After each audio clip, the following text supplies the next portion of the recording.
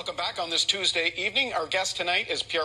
He is the leader, of course, of the Conservative Party of Canada, opposition leader, and with a new seat in Alberta, he'll soon be back in the House of Commons for the fall sitting. It's nice to have you with us again. It's great to be back. Thank you. You have said that you and your party will not merely oppose this government, but you will offer, quote, real solutions, propose real solutions. Can you give us an example of what one of those real solutions might be?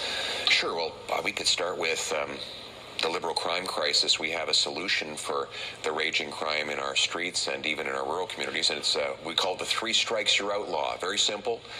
An offender commits 3 serious offenses, and they are not eligible for bail, parole, probation, or house arrest. We're going to be putting that forward in a law that we hope the government will quickly pass so that we can take that tiny minority of criminals who are terrorizing our streets and put them behind bars so that we can make our communities safe again. That's been implemented some places in the United States. It's been criticized that it doesn't necessarily work. Why do you feel it would work in Canada? Well, it will work in Canada because we have the problem is a very simple one, actually. We have a very small number of people doing a phenomenal amount of crime. So in Vancouver, they had to arrest the same 40 offenders 6,000 times, so 150 times a year per person. If you took those 40 people off the street, you'd have 6,000 fewer people violated and victimized. But unfortunately, Liberal laws let them be repeatedly released, even within minutes of their latest arrest, on bail. So this would lock them up, keep them out of society and circulation while people can live in peace. And instead, the Liberal approach has been to go after licensed, law-abiding, trained and tested hunters and sport shooters who are not a risk. We think we should go after real criminals, and that would be a practical solution to stop what I call the Liberal crime crisis that followed their introduction of these lax, easy laws on criminals. Haven't serious crime rates, though, decreased in Canada? No, they've gone up dramatically. They're up 50% since the Liberals took office. After having dropped under Prime Minister Harper, we brought in very tough laws, and crime dropped by 25%. And Trudeau got in and basically made it so you get automatic bail under C-75. You get house arrest under C-5, even for serious sexual and violent offenses. And that's why you see this same tiny minority terrorizing and tearing apart communities across Canada. Let me ask you about tariffs and the relationship with the United States. You have been quite adamant you don't like the fact that Canada has recently removed some tariffs on U.S. products coming into the country. Why don't you like that? I would clarify slightly. What I would like to see is tariffs removed on both sides of the border. I think that the mistake that Mr. Carney has made is that he promised elbows up, and of course it's been elbows down ever since the election. He removes tariffs without getting anything in return, and he is signaling weakness. That's why the Americans have actually increased tariffs on Canada. The Chinese sense the same weakness, so they're increasing tariffs on our fish harvesters, seafood producers, and farmers. And the weakness is costing Canadians here at home. So what I think we should do is go to President Trump and say, listen, why don't we both remove tariffs? Let's get to a tariff-free relationship again, and in exchange for that, we will build up our military like you haven't seen since the Second World War. We'll harden up our borders against drugs and other dangers. You'll be safer, we'll both be richer, and we'll be a stronger continent as a result. Is President Trump interested in a win-win, though? Doesn't seem to be.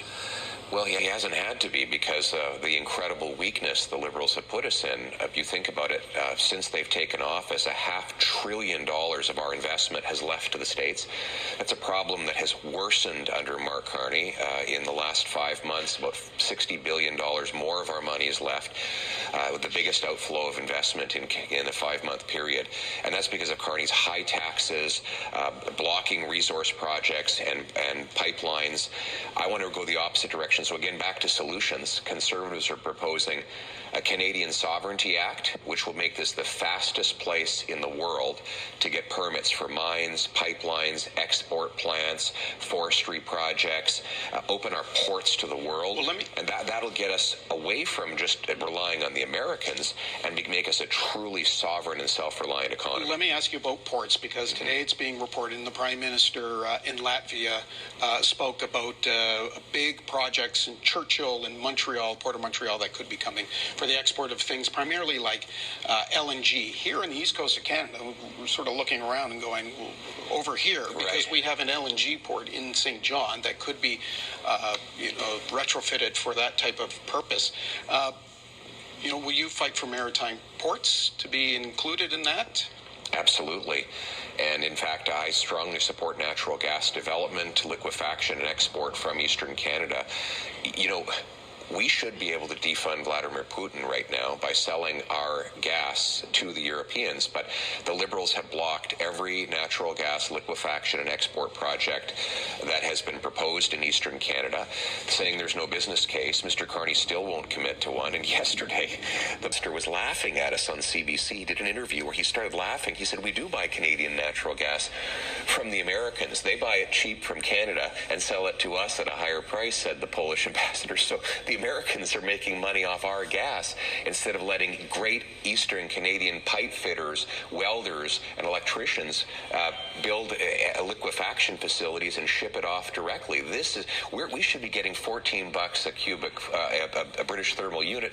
We're getting $3. So we got to get the Liberal rules out of the way, unleash export over the Atlantic, and that starts right here in Atlantic Canada. You mentioned defense spending.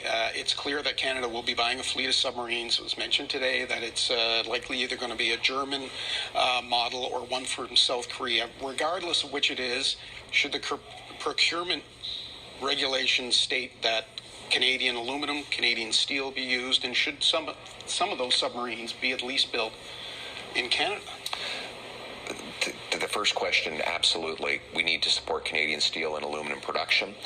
To the second question, we have to ask ourselves why the government has had to admit that we are not competitive in producing these sorts of things. Same thing's happening on the West Coast with ferries.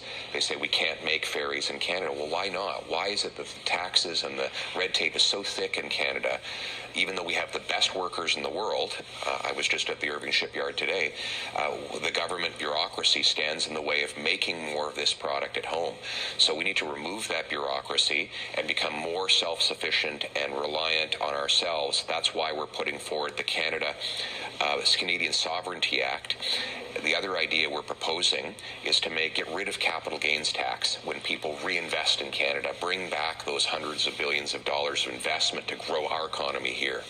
I only have about 30 seconds left, but I want to get this in. Canada Post today, it was revealed it lost $400 million in the second quarter. Package traffic is down 37%. Of course, a lot of that had to do with the last strike. Would you sell Canada Post? We definitely have to cut the costs back. We can't be hemorrhaging this kind of money. Mr. Carney's deficit is even bigger than Justin Trudeau's, even though he hasn't introduced a budget yet. We need to cut government spending and bureaucracy. We definitely have to cut the costs back. We can't be hemorrhaging this kind of money. Mr. Carney's deficit is even bigger than Justin Trudeau's, even though he hasn't introduced a budget yet.